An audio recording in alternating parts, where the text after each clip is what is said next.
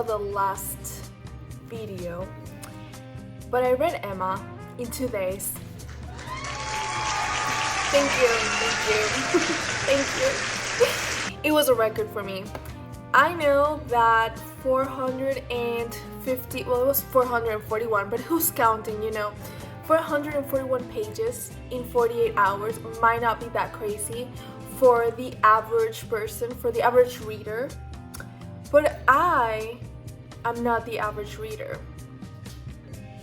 I am below the average. So to me, that was a big achievement, and I am that kind of person that as soon as I accomplish one of my goals, barely, with a lot of work, sweating, bleeding, crying, I'm like, you know what, I did that, so how about I immediately start an even more difficult challenge?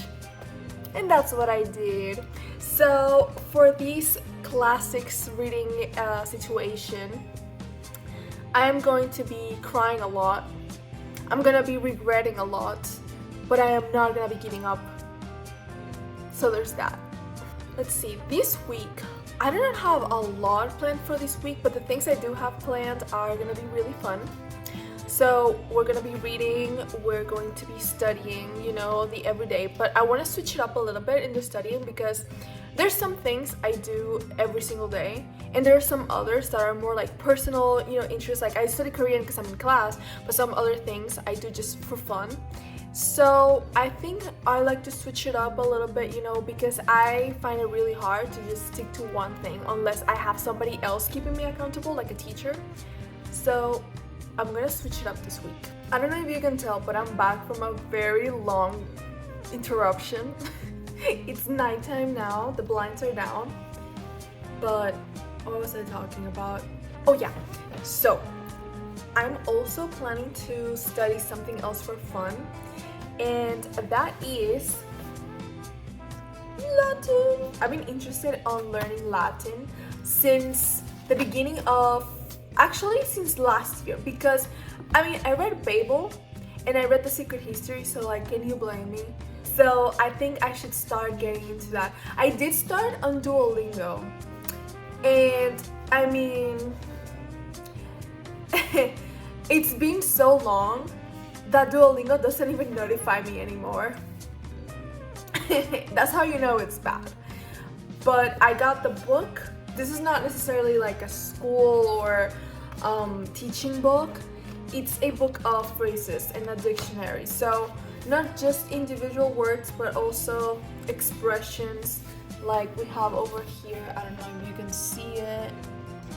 So it's helpful, but this is more like a resource material, like for extra information. So I'm gonna try also to find some websites and stuff to learn with, because Duolingo is good to practice, but Duolingo alone, I feel like it wasn't working for me, just because I feel like I need a different method. Like it might work for other people, but for me, Duolingo is just good to practice while I have another way to actually learn.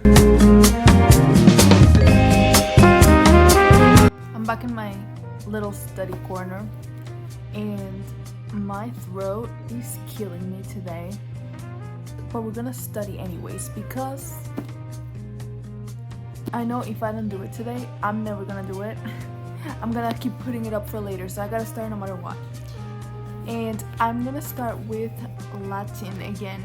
I started a while back on Duolingo, and I did a couple levels before I took a very long break that I'm still on. Right now I'm using a couple different websites, so I'm still learning vocabulary and grammar and how to structure a sentence. And then I have this book that is kind of like a dictionary, not only words but of phrases, to help as a extra resource, but also I try to do like a word of the day or a phrase of the day.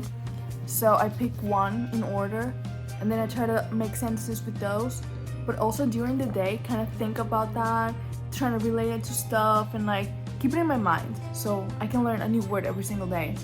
Okay, like let's see today's one is acapite ad calcem, which is from head to toe or from head to heel, completely or entirely. Accapite ad calcem. So, today, this is my new obnoxious word of the day. Any moment that I have today, any chance that I have, not only today, but during the week, I'm gonna be like, oh, accapite ad... Wait. Oh, accapite ad calcem. I gotta also practice some more sentence structures. I am still very, like, at a beginner level, where my sentences are like, ea mea mater est, you know, very baby talk. Hopefully, with the combination of learning the grammar rules online and then this vocabulary expanding every day, I'll learn a little quicker.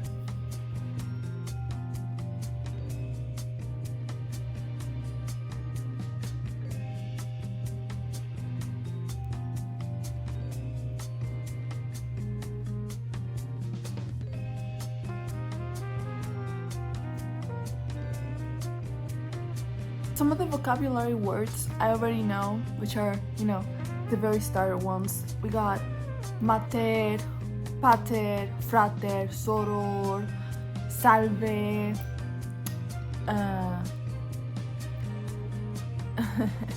Those are the ones that come to mind right now, but that is like the level that I'm at right now. Very, very basic right now. But I kind of feel like I had to start over because the time that I was doing Duolingo, first of all, that was months ago, and I need to refresh all that memory. But also, I was just doing it like, you know, obviously any 5 minutes I could while I was doing other things.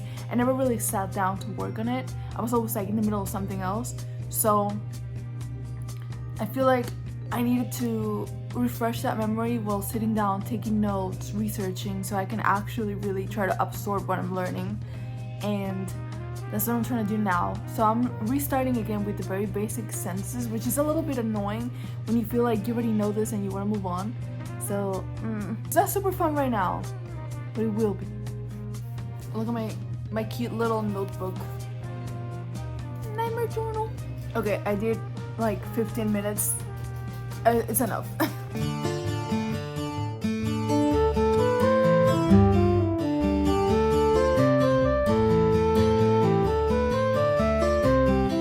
Back to the Pre-Raphaelites, and I'm gonna focus more on the paintings alone this time, because even though there's more of the backstory, I feel like this is going a little too detailed into each individual person. Meanwhile, I'm a little more interested in the painting, so that's what I'm gonna do. So we're gonna go first to this one over here that I think I'm gonna have to zoom in. This one is The Woodsman's Daughter, and it was made by Sir John Everett Millais. So this one also has a story behind it. It's depicting the beginning of an ill-fated friendship between Maud, daughter of a woodsman called Gerald, and the son of the squire.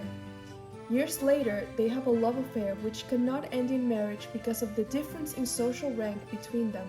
Maud gives birth to an illegitimate child, drowns him in a pool, and goes mad.